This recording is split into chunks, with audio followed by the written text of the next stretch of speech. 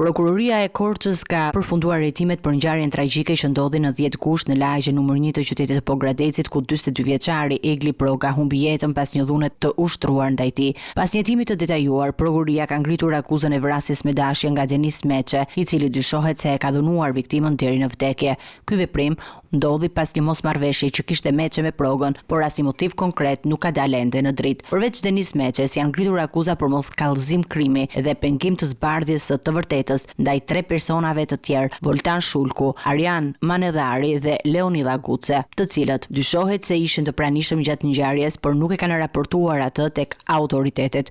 Prokuroria ka theksuar se këta individ mund të jenë përpjekur të fshehin detaje të rëndësishme për hetimin dhe të pengonin zbardhjen e së vërtetës.